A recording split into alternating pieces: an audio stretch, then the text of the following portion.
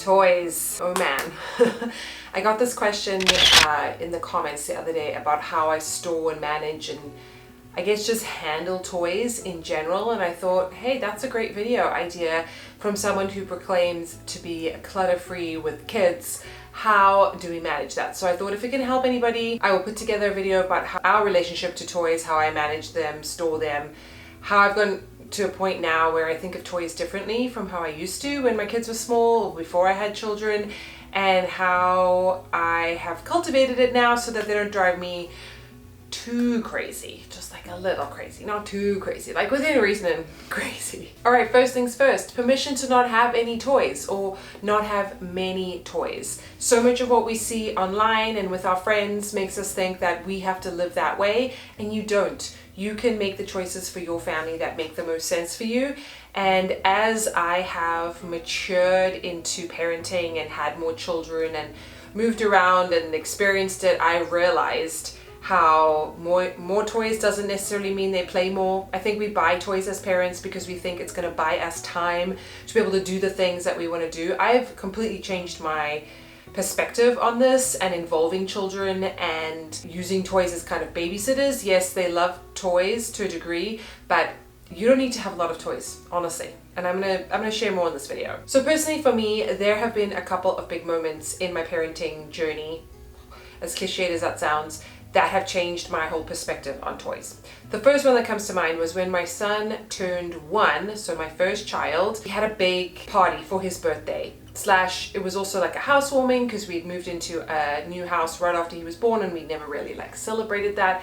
We invited a lot of people. He was lucky to receive a lot of gifts, which was amazing. But what I realized was that as a 1-year-old, all he really cared about was paper and the boxes that the things came in. He wasn't really interested in the actual toys. That came later, but as a baby, he really didn't care. So if any of you watching have young kids or you're about to have a baby, I would not go all out spending money on the toys, because you will be sorely disappointed when you realize all they want to do is play with the wrapping paper, they want to eat the tape, they want to go in and out of the cardboard box. They do not really care that much about all the things. So that really opened my eyes to how much surplus and excess there is when it comes to marketing toys to parents who will buy them for their kids or to family members who will buy them for their kids. Plus the fact that toys are just very accessible and cheap and, often made with not great quality materials.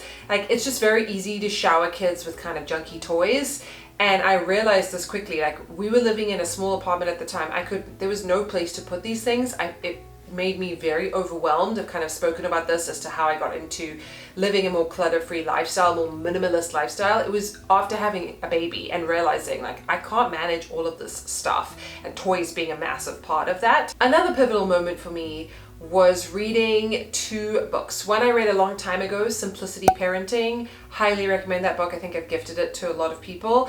And then most recently, I just read Hunt, Gather, Parent. Also a must read for modern parents, just to change your perspective and help you understand that there is another way. You don't have to buy into what big business is trying to sell you. And they're so successful at it that all of our peers have bought into it as well. Simplicity Parenting, I read it a long time ago, but essentially it is what the title says. It's really dialing back on how we parent kids, and part of that is having less stuff and less things and focusing on being present and just simplifying your life rather than giving them toys and screens and gadgets to kind of put them off to the side so you can get things done. And then with Hunt, Gather, Parent, the author, who's a journalist, goes around the world to these more remote tribes and communities all over the place and realizes that kids don't really have toys, but they're thriving, they're happy, the parents are calm.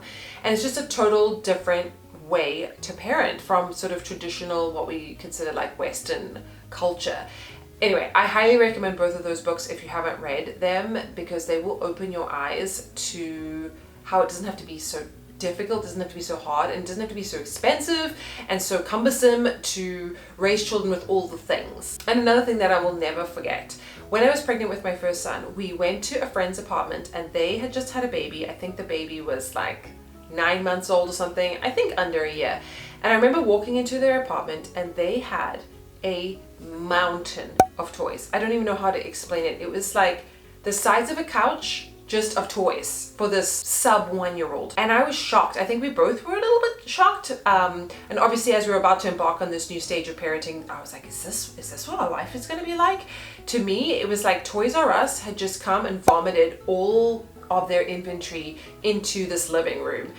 And I was just shocked. I think I was like overwhelmed by proxy, by how much stuff there was, and like, how do you clean the room or vacuum, and does a child play with this many toys, and who gave you all of these, and how much did this cost, like all the things, right? And I was like, wow, okay, there's got to be a better way. But that was a really significant moment for me, thinking like, gosh, is this what parenting is like? And I'm here to tell you, now having experienced it, now nearly like 9 years later, it doesn't have to be this way. It really doesn't. You get to decide how much you want to bring into your home and what you want to bring into your home. So here are some of the principles that I live by when it comes to toys. So really hard to only buy or acquire quality toys, so things that are made out of wood, things that are not kind of recyclable junky toys. Of course, they love some of those things, and we've been given little trinkets and things here and there from people sort of secondhand. And I guess in that way, like little plastic bits and bobs, like plastic is almost unavoidable, especially if other people are gifting it to you and then your children really like it. At least I'm like giving it a second life, right? It's not just being thrown away if they're using it kind of secondhand. So I like to have secondhand toys or toys that people have passed on to me. I pass on toys to family members or friends so that we're not wasting them so much. But I think we've really dialed back. I think with each child, we've purchased less and less, fewer toys ourselves personally. And I feel like that has really helped, because if you invest in good quality toys, they will last through the kids' ages, you know, as one child grows out of it, a new one takes it on.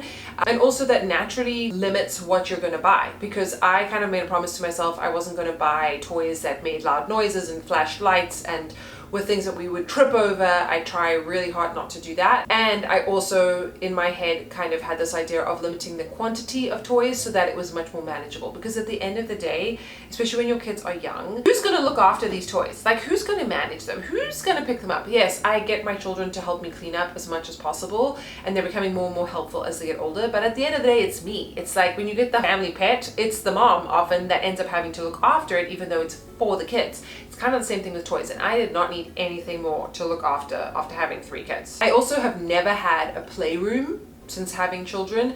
In New York, we had a very small house. There was no way we were going to have a dedicated playroom. But then as we moved into a bigger home, I've never wanted to kind of waste space on a playroom. Like, my issue with that is it's a fancy place to store your toys, right? Other than a closet. So like, you're giving these inanimate objects really good real estate. And the thing is, children want to be where you are often. They want to be part of the hustle and bustle. So if you want them to actually play with the toys, you would probably have to be in the playroom too. And I just don't have that personality where I'm just going to sit there and watch them play. Like, we got to be doing something, or I have a lot of things that I need to be doing. A playroom to me is a waste of space. We store our toys primarily now in the kids' rooms that they belong to, and then we have a few cabinets. This house has a lot of built-in storage, which is really nice, in the central areas. So I store books and crafts and puzzles and crayons and things in one part of the house, and then Duplo and some Magna tiles will go somewhere else. And that way, those are sort of the more common areas, because that's where they're going to play. They're going to be in the kitchen or in the living room when I'm around cooking and doing stuff, or when we're hanging out on the couch or something like that. They're going to build their like cities. I also have all of our Lego, which I'm not entirely sure what I'm going to do with it all, to be honest.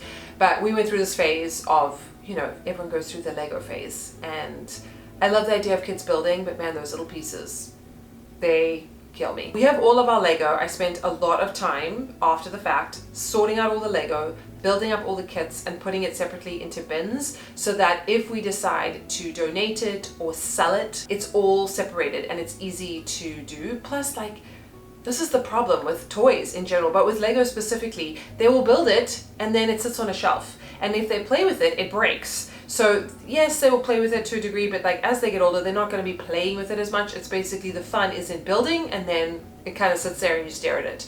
So you have to be prepared to have a lot of display space or to pack it up. I don't know, Lego I have a love-hate relationship with. If any of you have the same issue with Lego, let me know in the comments down below. I also use the natural confines of our furniture, whether we have a drawer or a closet, you know, dedicated, to guide how many toys we can have at a time, like how much we can keep and what we should donate. Once it starts to spill out into every element and like require its own room to be stored, I think there's too much. We've got too many things going on here, too much inventory, we gotta cut back. And then the last thing I'll say on this topic, because I know it can be really hard to manage extended family and friends giving gifts. So there have been a few things that I've tried, some successful, some less successful. For birthday parties, I always try to say, please no gifts. It never really works because people want to be generous. And, you know, I'm in the reverse of that sometimes, where I have to give a gift to other kids. But I always put that on the invitation in the hope that it will start to normalize that kind of phrase, because we don't need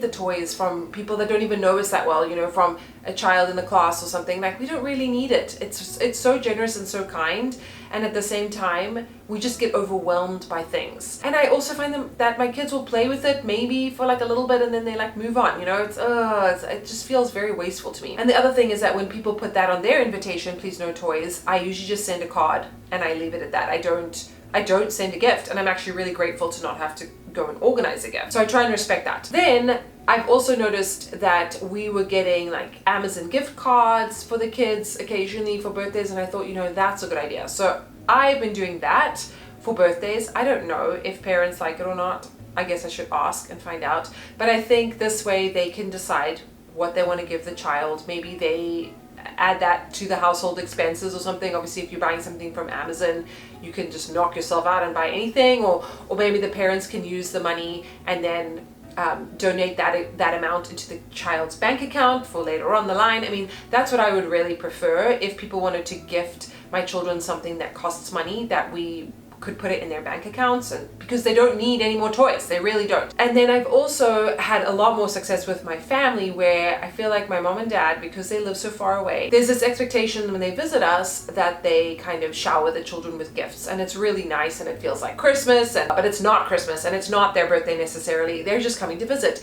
And so this previous visit and a few times, we've really tried to cut back on having them feel obligated to bring things. Like, yeah, maybe a few clothes and stuff is very useful, and it's very nice for them to have clothes from South Africa. I love that a lot. But like in terms of toys and things, like maybe the odd thing, but I don't want them to feel like they need to come with like massive bags full of toys. And after all, the real gift is them actually, you know, being here and spending time with us. So that's how I manage and store toys. I hope this has been helpful for you. Let me know how you do it as well, and what your relationship is. Are you team birthday gifts? Give all the gifts for the birthday. Does it make it less special if you don't have a lot of gifts for a child to unwrap after a birthday party? Let me know, because that's always like a real highlight of a birthday party, is like unwrapping presents. As someone now managing it from the other side, I feel like, oh, this is a lot of work. I hope you guys are doing great. Thank you so much for making it all the way to the end. I can't wait to see you back in another video. If you enjoyed this one, make sure you subscribe, give it a like,